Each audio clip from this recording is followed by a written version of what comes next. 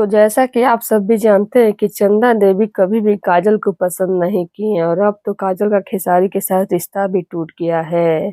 और चंदा कभी भी किसी हीरोइन से नहीं मिलती है क्योंकि उनका नाम अक्सर खेसारी के साथ जोड़ा जाता है और ये सब चंदा को अच्छा नहीं लगता है। लेकिन काजल और खेसारी की जोड़ी काफी सुपर हिट रही और इनकी जोड़ी वाली फिल्में खूब पसंद की गई।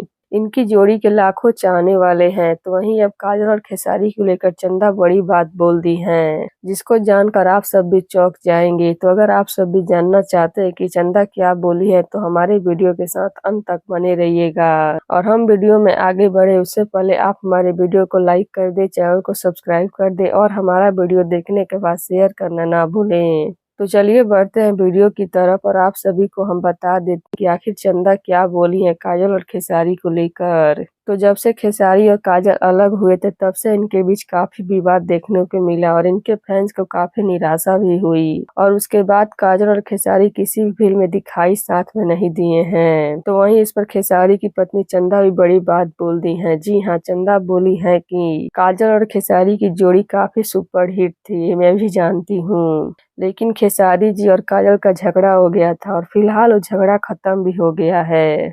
पर शायद ही अब वो दोनों एक फिल्म में एक साथ काम करेंगे और मैं तो बिल्कुल भी नहीं चाहती हूँ कि ये दोनों फिर से साथ में काम करें, क्योंकि इनके रिश्ते को लेकर जितनी भी खबरें आती है मुझे बिल्कुल भी अच्छी नहीं लगती है। और मुझे बिल्कुल अच्छा नहीं लगता है कि मेरे पति खेसारी जी का नाम किसी और लड़की के साथ जोड़ा जाता है और किसी और को उसकी पत्नी कहा जाता है। और वहीं खेसारी ने तो सरेआम स्वीकार कर लिया है कि काजल से वो प्यार करते थे, जिस पर चंदा बोली कि फिलहाल मैं इस पर कुछ भी नहीं कहना चाहती हूँ, वो खेसारी जी का मामला है। तो लीजिए, यही बोली है चंदा, जो कि सबको हैरान कर दिया। तो अब इस पर आप सभी का क्या कहना है? क्या चंदा सही बोले हैं? अपनी राय नीचे कमेंट बॉक्स में जरूर दीजिएगा। धन्यवाद।